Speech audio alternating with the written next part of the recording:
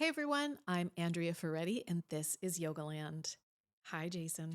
Hi, Andrea. Those of you that can see me, if you're watching this on YouTube, I had to readjust Oh, everything and I'm yeah. all off kilter because Well, Ginger's in my lap, yeah. which is, The bottom of the microphone was rubbing against her ear, and it was yeah, not yeah, it was acceptable. not working out for her. She's So here we are. she's really Hopefully, struggling. hopefully listeners to the podcast can hear the podcast. If Yes. not, sorry. She's the cutest Yeah, thing. she's just, yeah. I think that basically when we do the YouTube version, we should have like another camera angle just on her face. You know, when we first started doing this as a filmed podcast and then we stopped, it's because we had a third camera and dealing with the third camera is such a pain. However, Yeah. the ginger cam, A ginger cam would not be a pain. It's not maybe possible. it'd just be like a GoPro and it would just be like on her face the whole time. That's what I mean. Yeah. Just on her face. Yeah. Let's And get it to could the just be in the topic. corner. Okay. So the topic today is going to be how yoga philosophy can support you. Yes, as as a a teacher. teacher. Yeah. But before we get to that, Please. let's talk about what's coming up for you, which is you are about to start a new cohort for Am launching this week module hips and legs and of the 300 hour. 300-hour training. It's so good. And I think one of the things I was thinking about this, one of the things that I love about teaching these courses is I get to see my students. Like I get to see them. I get to know them. I get to see their practice. I get to give them feedback. We get to have dynamic, interactive experiences. And it's so satisfying for me to teach on Glow and to do these podcasts and spend time with you. But I spend so much time as a yoga teacher these days, kind of like casting out into the ether, that when I get to work with these cohort groups, I am just so happy. So it's a great training. It's a great course. It's starting. It's all online, but Yeah. but there are 6 weeks of calls. Yeah. And you move through the content together Yeah. with Jason. Yeah. But then you have access to the content for a year, even longer if you take that option. Yeah. So it's kind of the best of all worlds. It is the best of all worlds. It's flexible, but it's guided and supported, and you meet other people. But again, you get to do it on your own timeline. It's it's a good experience. So if you want to get more info or enroll, go to jasonyoga.com/300 and let us start talking about philosophy and ways it can support you as a teacher. Yeah. And I think the first thing I want to start with this is we've had plenty of conversations on this podcast, and I've talked to countless teachers about teaching philosophy and about studying philosophy and about integrating philosophy into your classes. So the framing is often how to teach yoga philosophy and what concepts are easiest and best to integrate into our classes. But today we're going to talk about something a little different, which is everyone that teaches yoga knows that it is a roller coaster, right? It's complex, it's dynamic, it's a beautiful, wonderful thing, but it also has demands and it also has some pitfalls. And so what I want to specifically go through are 5 philosophical yoga practices that can help us as yoga teachers. These are just things I reflect on all the time. And these are things that I want to help. Even if this conversation is just a reminder for teachers, these are the reminders that we need to hold dear and reflect on quite a bit. Right. Yeah. Okay. So we're going to start with one that's going to be familiar to everybody, which is Abhyasa and Vairagya. Yeah, Abhyasa and Vairagya. And we can think about these in 2 different ways. We can think about them in a slightly more simple way and a slightly more nuanced way. So Abhyasa we can think about as just ongoing steadfast practices. And Vairagya is non-attachment to the outcome of those practices. Okay? So that's a way to frame it. But I think there's a slightly more nuanced way to frame it. And then we can talk about how I think this can really help us as teachers. The slightly more nuanced way is really thinking about Abhyasa as habituation or the development of new patterns, and Vairagya as dehabituation or the releasing of old patterns, right? So in this way, it isn't just about practice and non-attachment. It's about developing new patterns and releasing old ones. Right. Right. And that's I think that's a little bit more of a nuanced way to perceive this dynamic. And the way that I want to frame this for yoga teachers, there's so many ways we could take this, but the first way I want to frame this is, as a yoga teacher, I think you should consider your classes time for you to practice teaching. Like literally, when you are teaching a class, you're practicing. And I don't mean in any way to take I don't want to be too casual. I don't want to be too cavalier about our professionalism.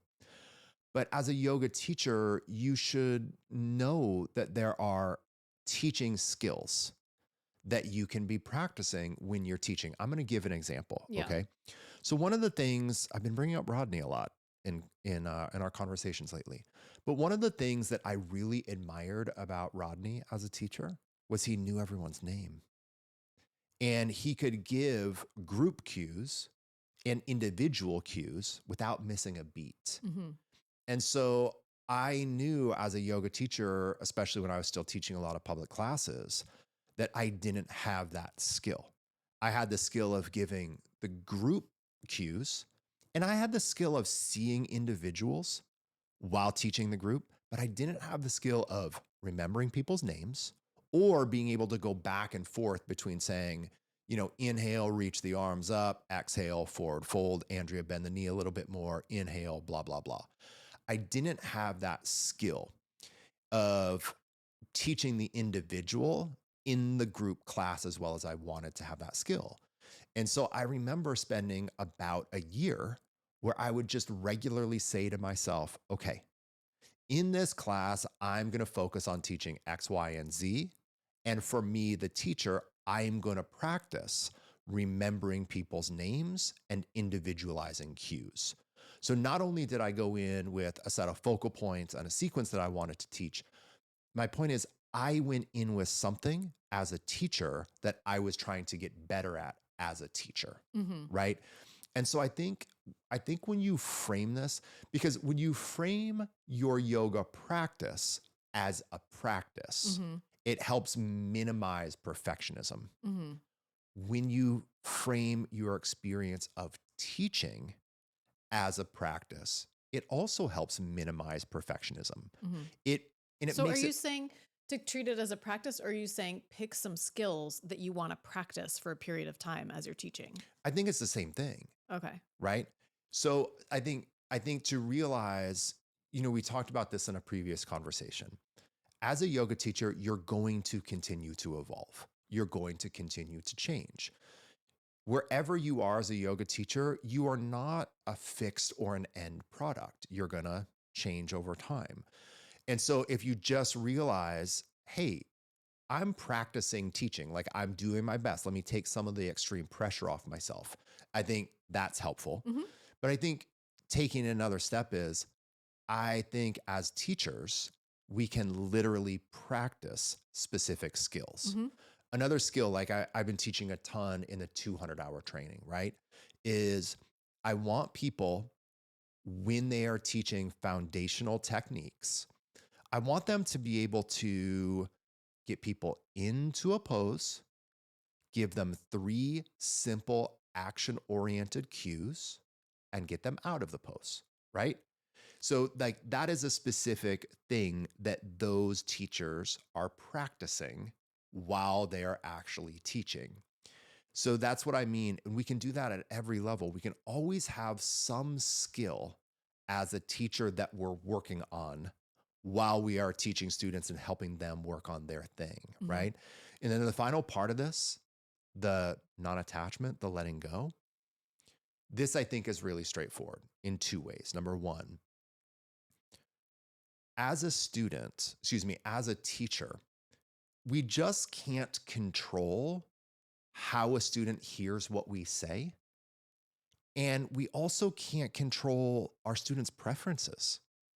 And so all we can do is do our best. We can teach our best. And then we have to surrender the outcome. We have to surrender the results. And we have to allow our students to have their own experience, right? Without taking it on. Mm-hmm.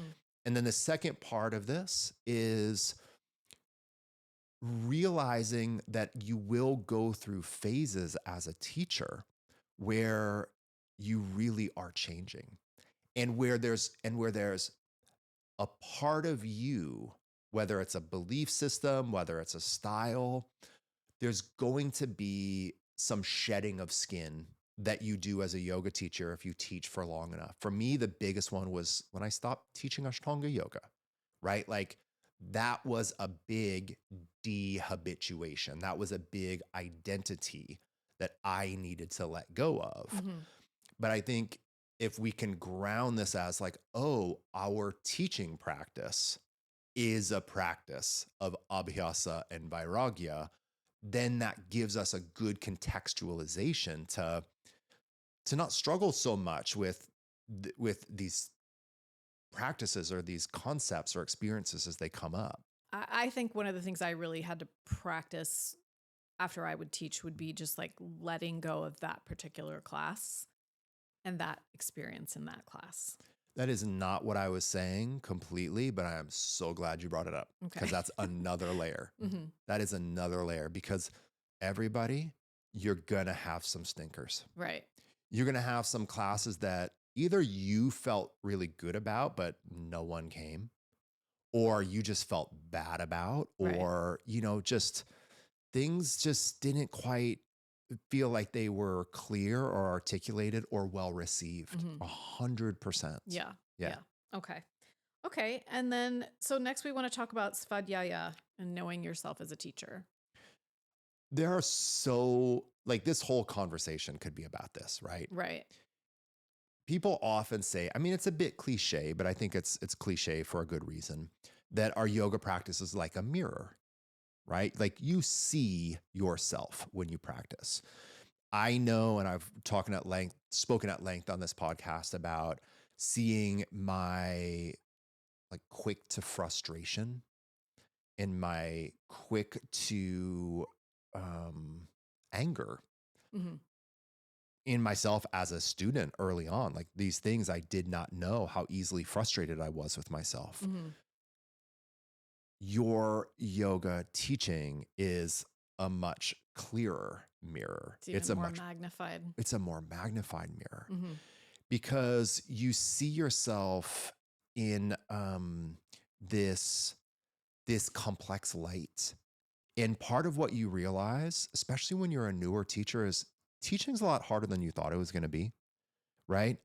And so when you're a teacher, you learn about yourself. You learn about your personality. You learn about elements of your personality that positively contribute to being a teacher, but you also learn about elements of your personality that are kind of vexing for you, that are challenging for you, that are hard to get over.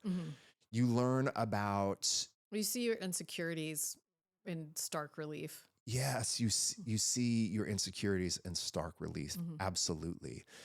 And, I was kind of saying this as like a little example, and this is just a small example, but one of the things that I have known about myself is that I'm an introvert. I did not know until I started teaching that I was an introvert with an extrovert gene.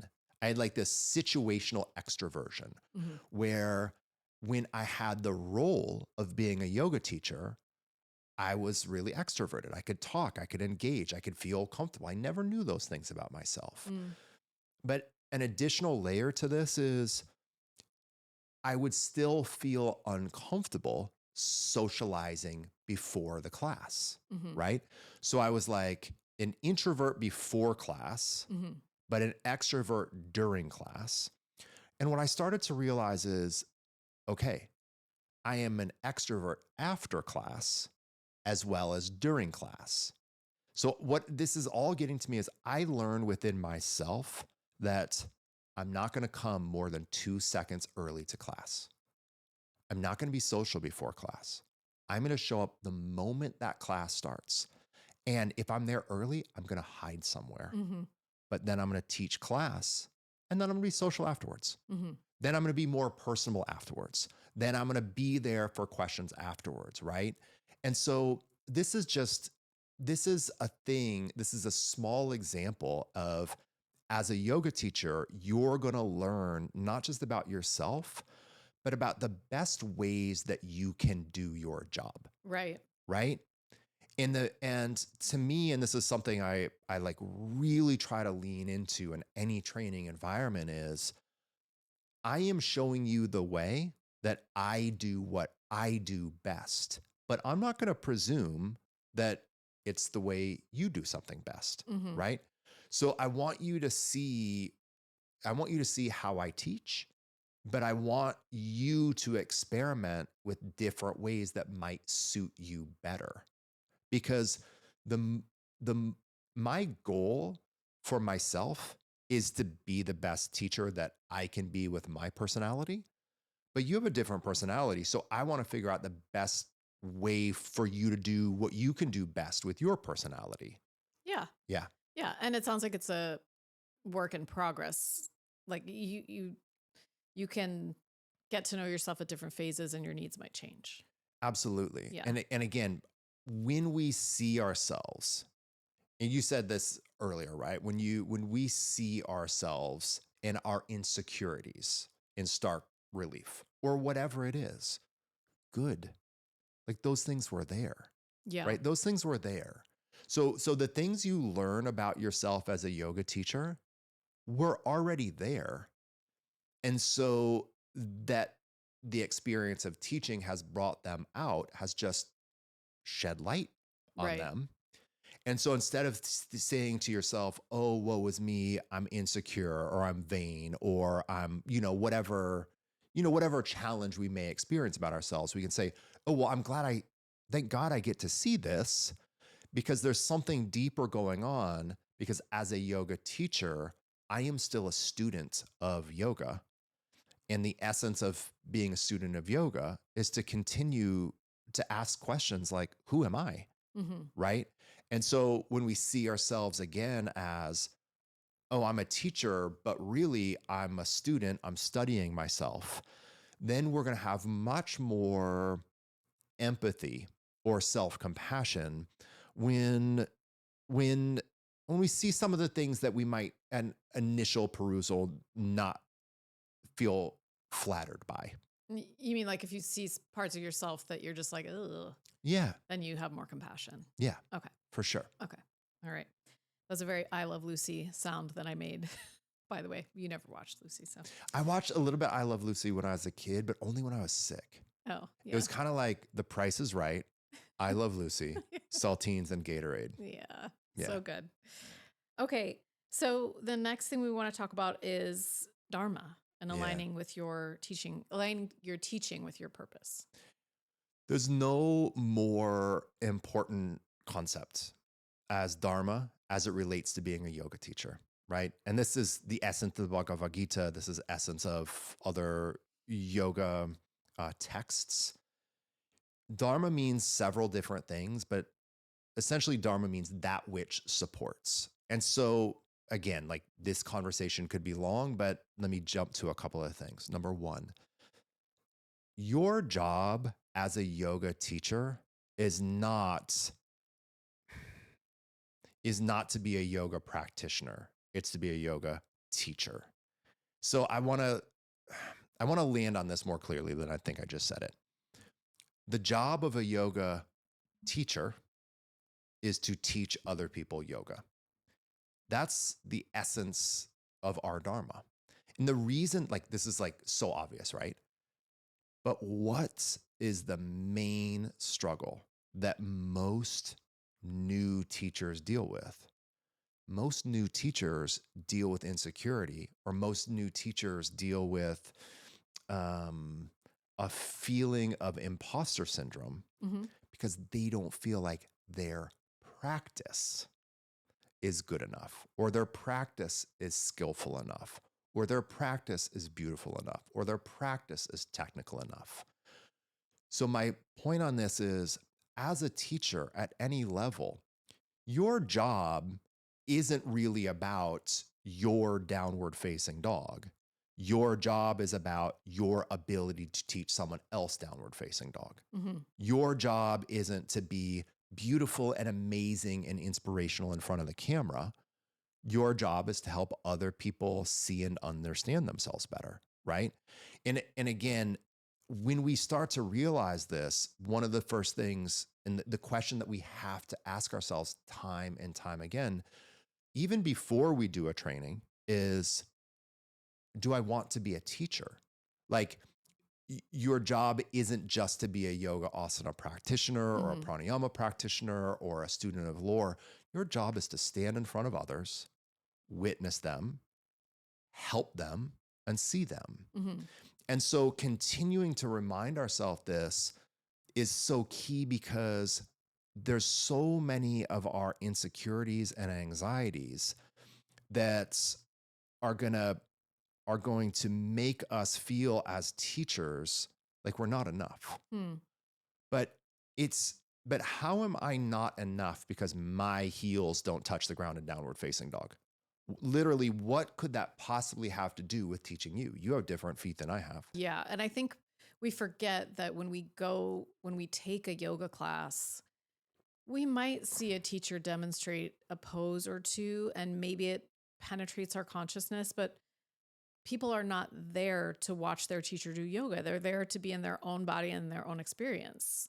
They barely notice your yoga practice, their teacher's yoga practice. And this is where we just have, in the modern era, we have such a gap between how we perceive ourselves and our value versus what our job actually is. Because can be such a fixation on social media. Oh, yeah. I was going to say, do you think it's gotten worse because of social media? Infinitely. Yeah. Infinitely. That's too bad. Right? This is another layer that I want to talk about in this, which is still the essence of Dharma, right? I want to know in every class why I'm there. Meaning, as a yoga teacher, I want to have a purpose in that class. And I have really shaved this down to two things. Like, literally, I can tell everybody, whether it is a workshop, whether it is a training, whether it is like a 20-minute class on Glow or a 60-minute class on Glow. My goal is always two things. In every single class, number one, I want you to feel better after class than before class. Like, that's number one. That's number one. Number two, I want to teach you one or two things. Those one or two things might be a technique. Those one or two things might be a pose. It might be a concept. It might be an action. It might be a philosophical attribute. It might be an insight, right? But I feel like my Dharma as a yoga teacher is to help you feel better and teach you a thing. That literally, like, it's really that simple and straightforward as it plays out. And one of the questions that I have asked for years in trainings is, if you could teach your students one thing, what is it? And I tell everyone, I say, look, don't overthink it. This isn't set in stone. I hate to be reductionist, but I want everyone to take 1 minute, and I just want you to write down what comes to mind when I ask you. So I would ask the audience, ask anyone listening, if you could teach people through yoga one thing, what is it? I give people a minute, and then we have a conversation. And what are the answers? Like 100% of the time, the answers are not how to press into handstand, how to do Bakasana, how to have strong abs. The answers are always way more meta. How to be more compassionate, how to accept your body, how to pay attention, how to stay focused, how to be present, how to reduce stress, right? And so this is clearly not the podcast to go deep into sequencing, right? But your Dharma should actually be at the center of your sequencing. Meaning, it's kind of like that statement, you don't want to bury the lead, Mm-hmm. right? So I'm not here. If my goal is as a yoga teacher, I can teach one thing, and that thing is to help students feel more comfortable in their body, right? Then yes, maybe I do teach Bakasana, maybe I do teach back bends, maybe I'm still as technical as I ever be, but I want to speak to that. Hey, everybody, you're here to learn to be more comfortable in your own skin. So I want you to work hard, but when you come up against a difficult thing, just take a moment, take a step back. We have a lot of time to learn. Notice that negative voice that comes up, and let's deal with it. Let's befriend ourselves. Blah blah blah. So I don't want to say like as a teacher you need to give some like long Dharma talk. My point is, as a yoga teacher, to feel satisfied, it's really essential that you regularly connect to the reasons that you teach. Mm-hmm. And I don't mean the reasons you teach class today. I mean the core reasons that you became a yoga teacher in the first place. Mm-hmm. The next point is ahimsa, compassion for yourself and your students. This one is like in a way so immediate and so obvious, but I don't think it's always the easiest thing. Okay. Um, First of all, it's very difficult when you teach to not get frustrated with yourself because there's almost always, I was kind of saying this about sports the other day. You, you, you can be the best athlete in the world, and I guarantee you're going to have off days and weeks and months, right? And so we still have to, as a yoga teacher, when we know that we're struggling, when we know that we're not as articulate as we usually are, when we feel like this class that we taught today was kind of flat, or we thought the class was really good. We were excited about the class, but it didn't really seem like the students were connecting with it. Like we perceived for whatever reason, like people just weren't stoked on it, right? We have to practice letting that go and not beating ourselves up, right? We can feel frustration. We can feel sadness. We can feel discontent. It's okay and normal to have a human reaction to struggling with the class or not feeling articulate or feeling our students didn't resonate with it. But I think the point I want to get is, but we're not allowed to pile on, right? We're not allowed to kind of go on and turn on ourselves, right? With that inner narrative. We can just have a bad day and chalk it up to being a bad day. And then similarly, when it comes to our students, I don't know how many people on a public podcast will say this, but most teachers have times when they get frustrated with students, right? They get frustrated that a student came late. They get frustrated that a student left early. They get frustrated that a student like left 10 minutes into class. They get tired of saying, Joe, bend the front knee. Like, I don't think that most teachers deal with this all the time. I think most teachers are really there to support and be there for their students. And we know that part of learning is struggling. And I think we're usually pretty patient and empathic with it. But all yoga teachers are going to have off days. And once in a while, a personality or a presence can rub us the wrong way. Mm-hmm. Right. And so it's these situations where we have to lean on those philosophical practices of ahimsa and more to kind of pull us back from some of that frustration or some of that layering on. Mm-hmm.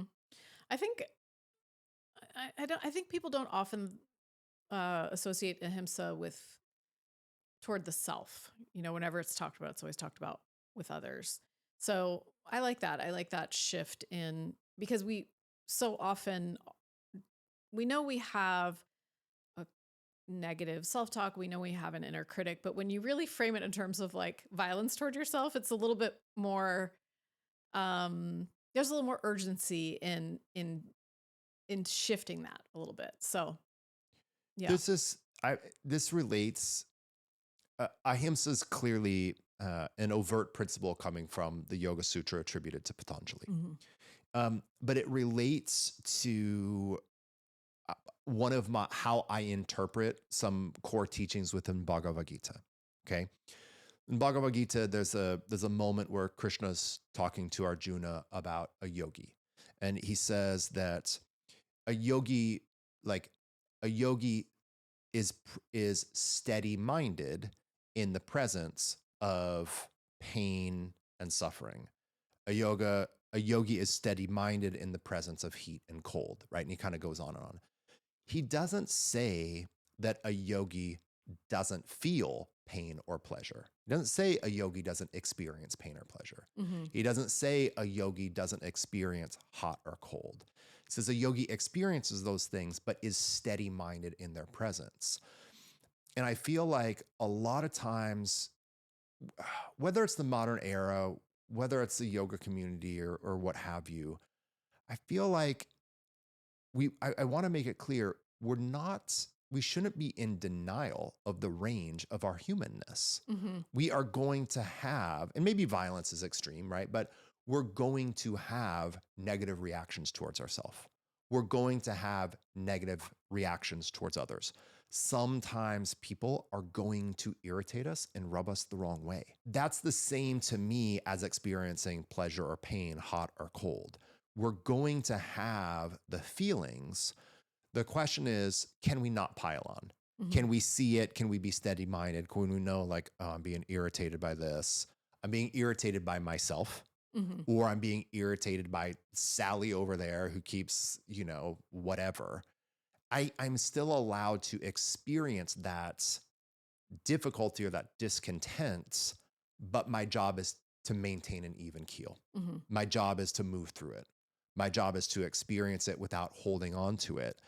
And I think as a yoga teacher, if you frame it like you need to be the perfect unfeeling person and you need to be emotionless, you're not going to make it through your first class. Yeah. And you're going to think there's something wrong with you. Teachers that feel frustrated with themselves or have negative self-talk or feel subtly or not so subtly frustrated with students, they might think that there's something wrong with them. There's not something wrong with them. Those are normal human reactions. The question is, can you manage them, right? Can you cut through them? Can you experience them and release them and stay steady-minded in the presence of them? All right. Last point is Pratipaksha Bhavanam, reframing your inner critic. Reframing your inner critics, right? So here's where we go. And in a way, to me, this is the perfect summation. I want to take on Pratipaksha Bhavanam two different ways. There's the reframing your inner critic. When you are challenged by negative thoughts, cultivate the opposite. But I also want to broaden the scope slightly to another way I like to think about it, which is when something isn't working, try the opposite of that thing. So let's start there. Literally, I cannot give more technically practical advice to a yoga teacher than when something isn't working, try the opposite of that thing. And I literally want to stay on this as a technique. Oh, that way of doing bridge pose is hurting your knees. Let's not do it that way anymore. Let's try it a different way. This way of doing triangle pose is hurting your sacroiliac joint. Okay, let's not do it that way anymore. Let's cultivate a different way of doing it. Oh, you don't feel anything in the shoulders when you do the pose this way? Okay, let's do a pose a different way. What I mean by this is we all have a certain preference or style or set of techniques that we work with. But even me, as someone who's very technical and whose baseline comes from the Iyengar yoga tradition, which is very particular about technique, that doesn't mean to me I'm just trying to teach techniques and I'm requiring people to execute a technique that isn't working for them. My goal is not to help you learn a technique. My goal is to help you experience equanimity. Mm-hmm. That technique that is the baseline technique is just the starting point.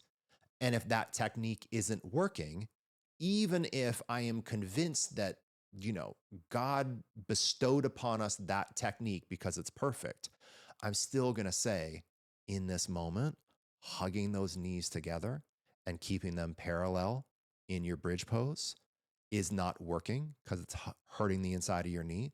Let's take the feet wider, and don't tell anyone I told you this. I'll deny it, but turn those feet out.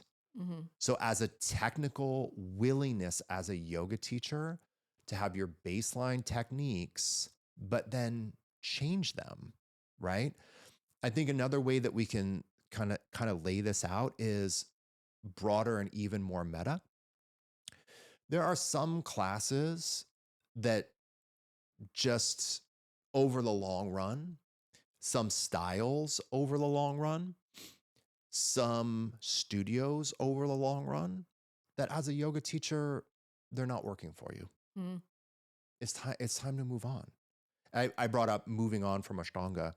I have no aversion towards Ashtanga, but I got to a place as a teacher and a student that for many reasons, it wasn't working for me. Mm-hmm.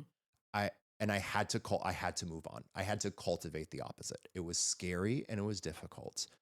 There were many studios that I've worked for that for any number of reasons, it was time for me to move on because something wasn't working. Mm-hmm. So I'm not suggesting that as yoga teachers, like we are steadfast and we do everything to problem solve.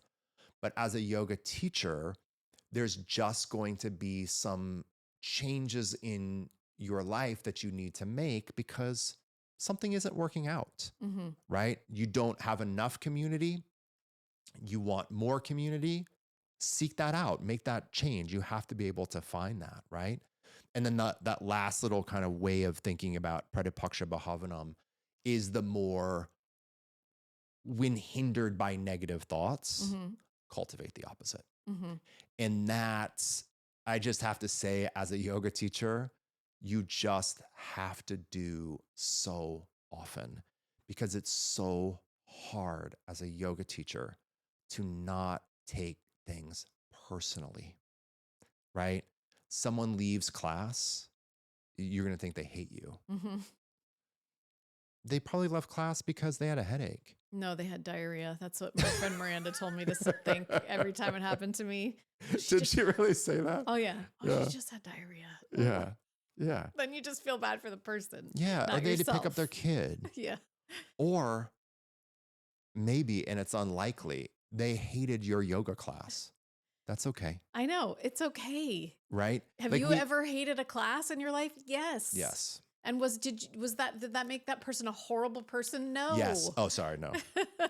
No. Right. So again, I just think as teachers, we have to be willing, we have to see that we do take a lot of things personally. We often do. I do.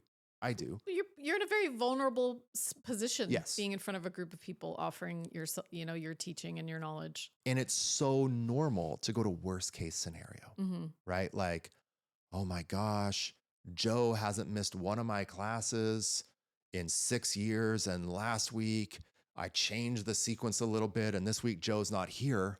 What did I do wrong? Right? Joe's just on vacation. Mm-hmm. Or Joe's getting a hip replacement or something. Yeah. That sequence actually hasn't been working for Joe for 6 years. She needs a hip replacement now. No, the point is like when you catch yourself as a teacher, this is not to say we don't hold ourselves to a high standard. This isn't to say we don't learn and grow and revise. But when something isn't working for you, try to make a change. And when you jump to this negative self-doubt, which is going to happen time and time and time again, cultivate the opposite. Cultivate the opposite. See through it and cultivate the opposite. It's one of my favorite principles from yoga philosophy, Pratipaksha Bhavanam. It's not going to help you to stay mired Mm-hmm. in your negativity. Mm-hmm.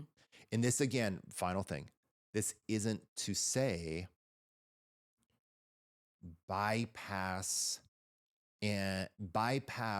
feedback, bypass experiences, bypass negative emotion. No, it's not to say that at all. It's to say use whatever those stimuli are to to to produce a positive outcome, or to produce a positive change. Mm-hmm. Well, and I think also doubt, like when hindered by doubt, right? That's the beginning of it. Doubt is a state that just um can grow on itself. It's like a Yes. fungus, Yeah. it's just, it can multiply so quickly. And so if you, the cultivating the opposite, when hindered by doubt, cultivate the opposite. It's like an antidote, Yes. because that's what doubt requires. Yes. Because like you said, you don't really get anywhere good by continuing to sit in the doubt and allow it to fester and grow. So you have to create this, there has to be a strong countervailing force. Yes. To cope with doubt. That's a mainstay for me in my the things I've taken from yoga philosophy. I think of all of these, this is the one as a person and as a teacher, whether, again, it's like helping people with poses. Mm-hmm. All right, this isn't working. Let's do it differently, to exactly this, like reframing narratives, to managing a lot of my fears as a teacher and a lot of my doubts and insecurities. And this single thing I've come back to time and time again. Yeah. Yeah. Me too, with my my like mental health. Yeah. Completely. Yeah. So. Yeah. All right. Well, thanks so much, Jason. Is there anything else you want to add? No. Okay. No. All right. All right. Thanks everyone for listening. If you are interested in Jason's 300-hour training, you can go get all the details at jasonyoga.com/300. We appreciate you. Thank you so much for listening. Thanks for sharing the podcast with anyone who you think may find it valuable. Thank you for your ratings and reviews. We really appreciate you and are glad that you're out there. And until next week, enjoy your practice.